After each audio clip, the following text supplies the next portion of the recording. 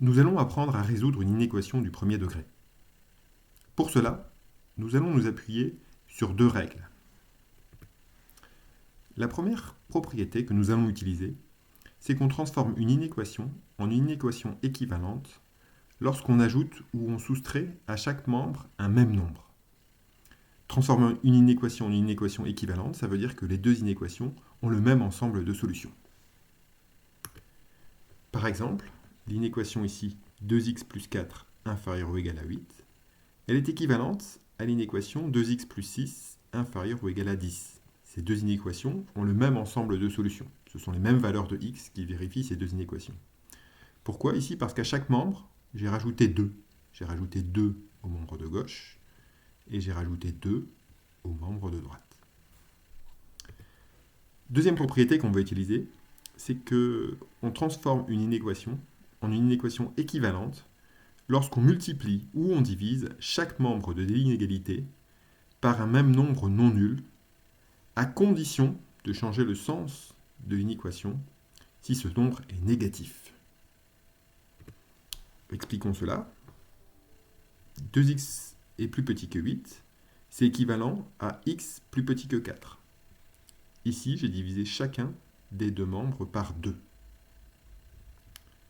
Si je considère maintenant moins x inférieur ou égal à 7, et si je multiplie chaque membre par moins 1 est un nombre négatif, je dois changer le signe de l'inégalité. Et donc moins x plus petit que 7, c'est équivalent à x supérieur ou égal à moins 7. Quand on multiplie ou on divise par un nombre positif, on ne change pas le signe de l'inégalité. Quand on multiplie ou on divise par un nombre négatif, on doit changer le signe de l'inégalité. De ces deux propriétés, on peut déduire une méthode pour résoudre une inéquation du premier degré, qui est en fait assez proche de la méthode pour résoudre une équation du premier degré. La première chose à faire, c'est de commencer par isoler l'inconnu dans un des deux membres de l'inégalité, en utilisant la première propriété, c'est-à-dire qu'on transforme une inéquation en une inéquation équivalente lorsqu'on ajoute à chacun de ses membres le même nombre. Donc l'idée, c'est de passer d'une inéquation du type 5x plus 7 plus petit que moins x plus 5, où vous voyez, vous avez des inconnus des deux côtés et des termes constants des deux côtés, à une inéquation où les inconnus sont tous du même côté. Ici, j'ai 6x à gauche, et les termes constants sont tous à droite. Ici, j'ai moins 2, simplement à droite. Deuxième étape, c'est de multiplier chaque membre de l'inégalité obtenue précédemment, après la première étape de la méthode, pour obtenir une inégalité portant uniquement sur l'inconnu, c'est-à-dire une inégalité simplement du type x plus petit que, ou strictement plus petit que, ou x plus grand, ou strictement plus grand que. Donc, par exemple, si là j'étais arrivé à 6x plus petit que moins 2, je vais diviser par 6 pour arriver à x plus petit que moins 2 sixièmes, c'est-à-dire x plus petit que moins 1 tiers. Et la troisième étape, ça va être de traduire cette dernière inégalité par l'appartenance à un intervalle. Donnons un exemple pour voir comment fonctionne cette méthode. Je veux résoudre l'inéquation 5x plus 7 plus petit que moins x plus 5. Donc la première chose que je vais faire, c'est de mettre toutes les inconnues du même côté. Par exemple, ici du côté gauche. Donc ici, ce qui m'embête ici, c'est le moins x. Le moins x, là, il est à droite. Je voudrais que l'inconnu disparaisse du membre de droite. Donc je vais le faire disparaître. Pour le faire disparaître, je vais ajouter x à chacun des deux membres de l'inéquation. Ça ne va pas changer son ensemble de solutions. Je tombe sur une inéquation équivalente. Donc l'inéquation 5x plus 7 inférieur ou égal à moins x plus 5, elle est équivalente à 5x plus 7 plus x inférieur ou égal à moins x plus 5 plus x. J'ai rajouté x dans chacun des membres. Et après, évidemment, je fais les simplifications. 5x plus 7, c'est 6x plus 7. Moins x plus 5 plus x, c'est 5. Donc là, j'ai fait une première étape. J'ai fait disparaître l'inconnu du membre de droite. Je ne suis pas encore complètement arrivé à ce que je voudrais, parce qu'ici, j'ai encore un terme constant dans le membre de gauche. J'ai encore le plus 7 ici. Et bien, je vais le faire disparaître. Et comment je vais le faire disparaître? Je vais enlever, je vais soustraire 7 de chacun des membres de cette inégalité. Donc à gauche, je vais obtenir 6x plus 7 moins 7, et ça va être inférieur ou égal à 5 moins 7. Donc je fais encore les simplifications. 6x plus 7 moins 7, c'est 6x. 5 moins 7, c'est moins 2. Donc je suis arrivé à l'inégalité 6x plus petit que moins 2. Donc pour arriver à une inégalité qui ne porte que sur x, sans coefficient devant, eh bien je vais diviser par 6.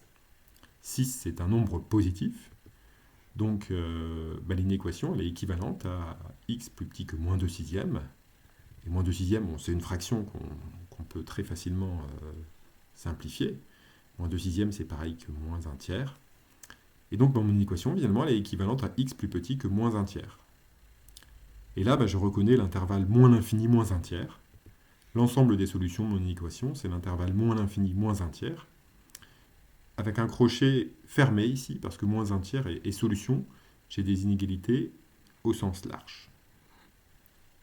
Donnons un deuxième exemple.